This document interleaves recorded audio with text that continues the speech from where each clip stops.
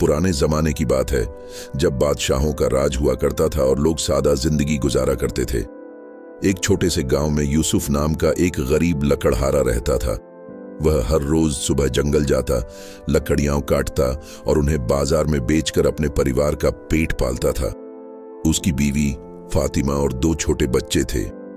घर में अक्सर खाने को बहुत कम होता था, लेकिन यूसुफ कभी शिकायत नहीं करता था।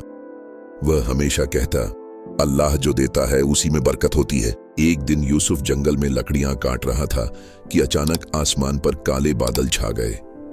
उसे समझ आ गया कि तेज बारिश होने वाली है। उसने जल्दी जल्दी लकड़ियां इकट्ठी की ताकि बारिश शुरू होने से पहले घर पहुंच सके, लेकिन कुछ ही मिनटों में मूसलाधार बारिश शुरू हो गई। यूसुफ एक पेड़ के नीचे जाकर खड़ा हो गया, मगर बारिश इतनी तेज थी कि उसकी सारी लकड़ियां भीग गईं। भीगी लकड़ियों को देखकर यूसुफ का दिल बैठ गया। उसने सोचा, अब ये लकड़ियां कौन खरीदेगा, आज घर में खाना कैसे बनेगा।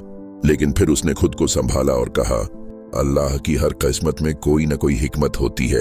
बरसात रुकने के बाद वह लकड़ियां उठाकर बाजार पहुंच गया, मगर जैसे ही लोगों ने उसकी गीली लकड़ियां देखी, सबने मुंह बना लिया। कोई बोला, ये लकड़ियां जलेंगी ही नहीं। दूसरा बोला, ये कौन खरीदेगा। दोपहर हो गई, लेकिन यूसुफ की एक भी लकड़ी नहीं बिकी। चिंता बढ़ती जा रही थी, मगर वह दिल ही दिल में अल्लाह से दुआ कर रहा था। शाम होने को थी कि तभी एक बुजुर्ग अमीर सा आदमी उसके पास आया। उसने लकड़ियों को ध्यान से देखा और पूछा, ये लकड़ियां गीली क्यों हैं? यूसुफ ने सब कुछ सच्चाई से बता दिया। बुजुर्ग मुस्कुराकर बोले, ये तो बहुत अच्छी बात है, मैं हकीम हूं। कुछ दवाइयां ऐसी लकड़ियों से बनती हैं जो हल्की सी गीली हों।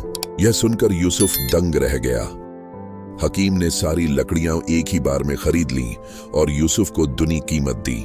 यूसुफ की आंखें खुशी से चमक उठीं।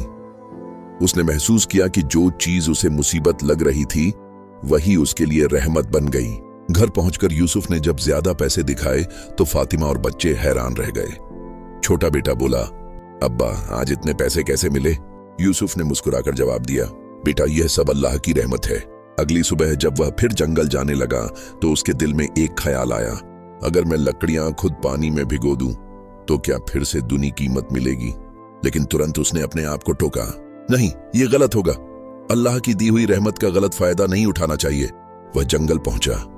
आज मौसम साफ था और धूप बहुत खूबसूरत लग रही थी। यूसुफ ने कुल्हाड़ी तेज की, बिस्मिल्लाह कहा और लकड़ियां काटने में लग गया। उसे क्या मालूम था कि अब उसकी जिंदगी एक नए इम्तिहान में दाखिल होने वाली है।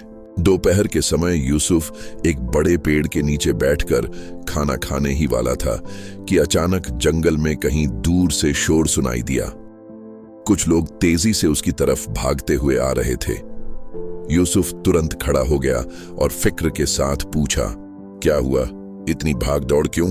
एक आदमी हाँफते हुए बोला, जंगल में डाकू आ गए हैं, जो भी मिलता है उसे लूट रहे हैं। यह सुनकर यूसुफ के पैरों तले जमीन खिसक गई। कल हकीम से मिली दुगुनी कमाई उसकी जेब में थी। अगर डाकू मिल गए तो सब छिन जाएगा। मगर अगले ही पल उसने दिल को समझाया, जो कुछ होता है अल्लाह की मर्जी से होता है। अगर बच गया तो उसकी रहमत, अगर छिन गया तो इसमें भी हिकमत है। वह घर की तरफ भागने ही वाला था कि अचानक उसे पास के पेड़ के पीछे किसी के छुपने की आवाज आई। उसने जाकर देखा तो एक बूढ़ा आदमी डर के मारे कांप रहा था। यूसुफ ने पूछा, आप कौन हैं? बूढ़ा बोला, मैं वही हकीम हूं जिसने कल तुम्हारी लकड़ियां खरीदी थीं। अभी अभी डाकुओं ने मेरा सारा सामान लूट लिया। मैं जान बचाकर यहां छिपा हूं। शहर वापस जाने से डर रहा हूं। यूसुफ ने एक पल भी नहीं सोचा और बोला, आप चिंता मत कीजिए, मैं आपको एक सुरक्षित रास्ते से शहर पहुंचा दूंगा। अल्लाह हमें हिफाजत देगा। वे जंगल के एक छुपे हुए मुश्किल रास्ते से चलने लगे। कई जगह कांटे थे, कहीं पत्थर थे, मगर यूसुफ ने हकीम को सहारा दिया। चलते चलते बूढ़ा हकीम बोला, तुम इतने नेक क्यों हो? तुमने मेरे लिए अपनी लकड़ियां तक छोड़ दी और अब जान जोखिम में डालकर मेरी मदद कर रहे हो। यूसुफ ने मुस्कुराते हुए कहा, किसी की मदद करना अल्लाह को पसंद है। आपने कल मेरी मदद की, आज मेरी बारी है। हकीम की आंखें भर आईं। काफी चलने के बाद वे शहर पहुंच गए। शहर पहुंचकर हकीम बोला, मैं तुम्हें इनाम देना चाहता हूं। लेकिन यूसुफ ने विनम्रता से कहा, मैंने इंसानियत के नाते मदद की है, मुझे इनाम की जरूरत नहीं। हकीम ने जोर देकर कहा, फिर भी यह ले जाओ। ये आम बीज नहीं है, ये जादुई बीज हैं। इन्हें अपने घर के पास बो देना, ये तुम्हारी किस्मत बदल देंगे। यूसुफ ने शक भरी निगाहों से थैला लिया। छोटे छोटे बीज बिल्कुल साधारण दिखाई दे रहे थे, कोई जादू जैसा कुछ नहीं। जब यूसुफ घर पहुंचा तो आज उसके पास कोई कमाई नहीं थी। फातिमा ने फिक्र से पूछा, आज कुछ बेच नहीं पाए? यूसुफ ने सारी बात सच सच बता दी, डाकू, बूढ़ा हकीम और ये अजीब बीज। फातिमा ने संतोष से कहा, आपने नेक काम किया है, अल्लाह हमारा रिज्क कहीं और से भेज देगा। रात को घर में सिर्फ थोड़ा आटा और नमक था। बच्चे भूखे थे मगर शिकायत नहीं करते थे। यूसुफ ने बीजों का थैला देखा और सोचा, अगर इनमें सच में कोई हिकमत है तो अल्लाह खुद बेहतर जानता है। सुबह वह पिछवाड़े की थोड़ी सी जमीन साफ करके जादुई बीज बोने लगा। उसने पानी दिया और दुआ की, या अल्लाह अगर इनमें बरकत है तो हमें भी नसीब कर। फिर कुल्हाड़ी उठाकर वह लकड़ियां काटने के लिए दूर जंगल की ओर निकल गया ताकि डाकुओं से दूर रह सके।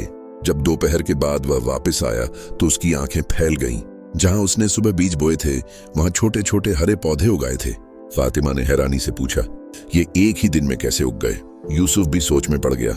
जादुई बीज, क्या वाकई इनमें कोई रहस्य था? इसी सवाल के साथ यूसुफ की जिंदगी एक नए मोड़ की तरफ बढ़ने लगी। यूसुफ अब गांव में सबसे मशहूर हो चुका था। कोई उसे लकड़हारा कहता, कोई फकीर, कोई अल्लाह वाला, मगर वह हर बार एक ही बात कहता, मैं कुछ नहीं हूं, सब अल्लाह की रहमत है। लोग दिन भर उसके घर आते, दुआ कराते, मसले बताते। फातिमा भी अब समझ चुकी थी कि उसके पति को जो बरकत मिली है वह किसी दौलत या हुनर की वजह से नहीं, बल्कि उसके भरोसे और सच्चाई की वजह से है। लेकिन जितना प्यार बढ़ रहा था उतनी ही ईर्ष्या भी बढ़ रही थी। गांव के 2-3 लोग जो पहले अपने आप को बड़े समझते थे अब यूसुफ की इज्जत देखकर जलने लगे। एक ने दूसरे से कहा, यह आदमी तो बस लकड़ियां बेचता था, अचानक इतना मशहूर कैसे हो गया? दूसरा बोला, लोग इसे फकीर समझकर पैसे दे रहे हैं, ये सब धोखा है। धीरे धीरे यह नफरत एक फितना बनकर गांव में फैलने लगी। लेकिन यूसुफ को इन बातों की कोई खबर नहीं थी। वह रात जो सब कुछ बदल देने वाली थी, एक रात पूरा गांव सन्नाटा ओढ़े सो रहा था। हवा सामान्य थी, चांद बादलों के पीछे छिपा हुआ था। यूसुफ अपने आंगन में बैठे तस्बीह कर रहा था। तभी उसे अचानक एक अजीब सी जलन की गंध महसूस हुई। उसने सिर उठाकर देखा, दूर आसमान में धुआं उठ रहा था। उसने तुरंत फातिमा को आवाज लगाई, जल्दी देखो कहीं आग तो नहीं लगी। कुछ ही मिनटों में चीखें सुनाई देने लगीं, आग आग, कोई बचाओ। पूरा गांव दहशत में बाहर निकल आया। लोग इधर उधर भाग रहे थे। किसी का घर जल रहा था, किसी की छत गिर रही थी। हवा के झोंके आग को और तेज कर रहे थे। गांव में हाहाकार मच गया। यूसुफ तुरंत दौड़ पड़ा। उसने पहली बाल्टी पानी उठाई और आग बुझाने में लग गया। कुछ ही सेकंड में फातिमा, बच्चे और फिर बाकी लोग भी उसके साथ शामिल हो गए। हर तरफ बस आग की लपटें, धुआं और चीखें थीं। लेकिन तभी किसी की नजर यूसुफ पर गई। एक आदमी चिल्लाया, ये सब इसकी वजह से हुआ है। जब से यह फकीर बना है गांव पर मुसीबतें ही आ रही हैं। दूसरा आदमी बोला, हाँ, इसकी दुआओं से तो सिर्फ कुछ लोग ठीक हुए, मगर देखो इसका नतीजा आग बनकर हमारे सिर पर गिरा है। लोगों के गुस्से का पारा चढ़ता जा रहा था। यूसुफ जो आग बुझाने में जान लगा रहा था, अचानक खुद शक के घेरे में आ गया। कोई बोला, इसी की वजह से अल्लाह नाराज हुआ है। कोई बोला, इसे पकड़ो। मगर उसी वक्त एक बुजुर्ग, जिसे यूसुफ ने सिर्फ हाथ रखने से ठीक किया था, चिल्लाया, शर्म करो, ये आदमी तो अपनी जान की परवाह किए बिना तुम्हारा घर बचा रहा है। लोग कुछ पल के लिए थम गए, लेकिन आग बढ़ती जा रही थी। यूसुफ ने बिना किसी की बात सुने आग बुझाना जारी रखा। ऐसा लग रहा था जैसे वह अपनों को नहीं, अपने ही दिल का एक हिस्सा बचा रहा हो। आग में एक घर पूरी तरह गिर चुका था, दूसरा आधा जल चुका था और तीसरे की छत आग की लपटों से घिरी थी। आसमान लाल हो चुका था। बच्चों की रोने की आवाजें, औरतों की चीखें, मर्दों की दहशत, सब मिलकर एक कहर की रात बना रही थीं। यूसुफ ने आखिरी बार बाल्टी उठाई और तेज कदमों से दौड़ा। और यही वह जगह थी जहां उसकी कहानी का पहला बड़ा इम्तिहान खत्म होता है और असली रहस्य की शुरुआत होती है। आग ने गांव का आधा हिस्सा जला दिया था। रात भर यूसुफ और गांव वाले आग बुझाते रहे। जब सुबह की पहली किरणें निकलीं, तब जाकर लोगों ने चैन की सांस ली। लेकिन जली हुई झोपड़ियां, राख में बदला सामान और बच्चों के रोते चेहरे देखकर हर किसी का दिल दहल गया। यूसुफ थक कर एक कोने में बैठ गया। उसके हाथों पर छाले पड़ चुके थे, कपड़े जल गए थे और चेहरा धुएं से काला हो चुका था। फातिमा उसके पास आकर बोली, तुम रात भर रुके कैसे रहे? यूसुफ धीमे से बोला, अगर मैं रुक जाता तो किसी की जान जा सकती थी। उसी वक्त गांव का वही आदमी जिसका घर जलकर राख हो गया था, यूसुफ के पास आया। रात उसने यूसुफ पर इल्जाम लगाया था, लेकिन सुबह उसका अंदाज बदला हुआ था। उसने कांपती आवाज में कहा, यूसुफ, मुझे माफ कर दो। मैंने गुस्से में तुम्हें बुरा कहा, मगर तुमने बिना कुछ सोचे मेरा घर बचाने की कोशिश की। यूसुफ ने उसके कंधे पर हाथ रखा। जो हुआ वो अल्लाह की तरफ से एक इम्तिहान था। तुम लोगों की जान बच गई, यही सबसे बड़ी बात है। गांव वाले उसके चारों तरफ जमा हो गए। एक बुजुर्ग बोला, हमने तुम्हारे बारे में गलत सोचा था। तुमने अपनी जान जोखिम में डाल दी। तुम्हारी वजह से कई घर बच गए। लेकिन अभी भी सबके दिल में एक सवाल था, आग लगी कैसे? लोग आपस में बातें करने लगे। कोई बोला, रात हवा का रुख अचानक बदल गया था। दूसरा बोला, कहीं ये जंगल की तरफ से नहीं आई? तीसरा बोला, या किसी ने जानबूझकर आग लगाई? हर किसी के मन में शक था, लेकिन सब चुप थे। यूसुफ का रहस्यमयी एहसास। जैसे ही सूरज ऊपर उठा, यूसुफ फिर जंगल की तरफ निकल पड़ा। गांव वाले हैरान रह गए। एक औरत ने पूछा, अरे यूसुफ, घर तो देख लो, थोड़ा आराम कर लो। यूसुफ मुस्कुराकर बोला, दिल कह रहा है जंगल में कुछ देखकर आना जरूरी है। जंगल में घुसते ही उसे एक अजीब सी गंध महसूस हुई, जैसे धुआं, लेकिन जंगल का नहीं, एक अलग तरह की जलन। वह थोड़ा और आगे बढ़ा तो उसे पेड़ों के पीछे काले पड़े पत्ते मिले। ऐसा लग रहा था कि आग की शुरुआत यहीं से हुई थी। लेकिन सबसे चौंकाने वाली बात यह थी, जगह जगह छोटे छोटे पैरों के निशान थे, मानो किसी ने जानबूझकर आग लगाने की कोशिश की हो। यूसुफ ने मिट्टी उठाई, सूंघी। उसमें तेल जैसी एक महक थी। उसका दिल जोर से धड़कने लगा।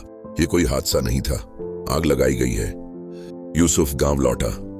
सब लोग अपने अपने घरों के सामने पत्थरों पर बैठे मिट्टी साफ कर रहे थे। वह सीधे चौपाल के बीच खड़ा हुआ और ऊंची आवाज में बोला, सुनो, आग खुद नहीं लगी थी, किसी ने लगाई है। लोग सन्न रह गए। एक ने पूछा, क्या? दूसरे ने कांपते हुए कहा, कोई हमारे बीच से। यूसुफ ने सारी बात बताई। जंगल में मिले पैरों के निशान, जली हुई मिट्टी, तेल की महक। सब सुनकर गांव का माहौल बदल गया। डर, शक और बेचैनी फैल गई। एक बुजुर्ग ने पूछा, क्या तुम जानते हो वो कौन हो सकता है? यूसुफ ने धीरे से कहा, अभी नहीं, लेकिन सच बहुत दूर नहीं है। गांव वाले एक दूसरे को देखने लगे। कहीं यह किसी की जलन थी, कहीं बदला, या कोई बाहर का दुश्मन। यूसुफ ने आसमान की तरफ देखा और खुद से कहा, अगर अल्लाह ने मुझे रहमत दी है तो हिम्मत भी देगा। सच सामने आएगा। और उनकी जिंदगी की सच्चाइयों का असल सफर यहीं से शुरू हुआ होता है। गांव में लगी आग ने सभी लोगों के मन में गहरी दहशत भर दी थी, लेकिन उससे भी बड़ा प्रश्न यह था कि आग फैली कैसे। यूसुफ को सुबह होते ही जंगल की ओर जाने का विचार आया। वह उसी स्थान पर पहुंचा जहां उसे जली हुई मिट्टी और छोटे पैरों के निशान मिले थे। आज उसने जमीन को और ध्यान से देखा। कुछ कदम दूर उसे झाड़ियों के पीछे किसी के रोने की धीमी आवाज सुनाई दी। जब वह आगे बढ़ा तो उसने देखा एक छोटा सा लड़का डर से कांपता हुआ बैठा था। यूसुफ ने नरम आवाज में पूछा, बेटा तुम यहाँ क्यों छिपे हो? क्या हुआ? लड़का सिसकते हुए बोला, मैंने आग नहीं लगाई थी, लेकिन गलती मेरी वजह से हुई। यूसुफ शांत होकर बैठ गया और बोला, डरो मत, सब सच बता दो। लड़का रोते रोते बोला, कल रात मैं मशाल लेकर खेल रहा था, वह मेरे हाथ से गिर गई। मैंने सोचा कि लौ बुझ गई है, पर शायद नहीं बुझी। मैं डर गया और वहीं से भाग गया। यूसुफ ने धीरे धीरे सच समझ लिया। ये किसी की साजिश नहीं थी, यह एक बच्चे की मासूम भूल थी। यूसुफ लड़के को अपने साथ लेकर गांव लौटा। चौपाल पर सभी लोग इकट्ठा थे और चेहरों पर चिंता साफ दिखाई दे रही थी। जब लड़के ने कांपती आवाज में कहा, गलती मेरी थी, तो पूरा गांव एकदम शांत हो गया। किसी ने दुखी होकर कहा, हमारा इतना बड़ा नुकसान हो गया। दूसरे ने गुस्से में कहा, अगर बता देता तो हम सब बचा लेते। लड़का और भी अधिक डर गया। यूसुफ आगे बढ़ा और ऊंची आवाज में बोला, यह बच्चा दोषी नहीं है। यह घटना किसी जानबूझकर किए गए काम का परिणाम नहीं है। हर मनुष्य से गलती हो सकती है। बच्चा है, डर गया होगा। हमें इसे दंड नहीं बल्कि क्षमा देनी चाहिए। गांव वाले एक दूसरे को देखते रहे। धीरे धीरे सभी के चेहरे नरम पड़ने लगे। गांव के बुजुर्ग ने कहा, यूसुफ ठीक कह रहा है, मासूम भूल को हम अपराध नहीं बना सकते। एक एक कर सभी बोले, हम इसे माफ करते हैं। लड़का रोते हुए यूसुफ से लिपट गया। उसके चेहरे पर डर की जगह अब राहत दिखाई दे रही थी। उस दिन के बाद गांव के लोग पहले से अधिक एकजुट हो गए। जिसका घर जला था, सभी मिलकर उसे दोबारा बनाने में जुट गए। यूसुफ हर किसी की सहायता कर रहा था। किसी की दीवार उठाता, किसी की छप्पर ठीक करता, किसी को ढांढस देता। गांव के लोग अब यूसुफ को सिर्फ लकड़हारा नहीं, बल्कि गांव की सबसे बड़ी नेमत समझने लगे थे। गांव के बुजुर्ग ने कहा, यूसुफ ने हमें सिखाया कि इंसानियत क्या होती है। गलती पर डांटना आसान है, लेकिन माफ करना सबसे बड़ी शक्ति है। यूसुफ ने विनम्रता से सिर झुका लिया। उसके मन में केवल ईश्वर का आभार था। जब गांव में जीवन फिर से मुस्कुराने लगा, बच्चों की हंसी लौट आई, घर फिर से रोशनी से भरने लगे, तब एक रात आसमान की ओर देखते हुए यूसुफ ने धीरे से कहा, हर अंधेरी रात के बाद उजाला आता है और हर कठिनाई के बाद आसानी। उसके हृदय में गहरा शांति का भाव भर गया। यदि आपको यह कहानी पसंद आई हो तो हार्ट टेल्स चैनल को अवश्य सब्सक्राइब करें। यहाँ हम लाते हैं दिल को छू लेने वाली कहानियां, जीवन की सीख और इंसानियत का असली रूप। लाइक करें, शेयर करें, हार्ट टेल्स को सब्सक्राइब करें ताकि अगली प्रेरणादायक कहानी आप तक सबसे पहले पहुंचे।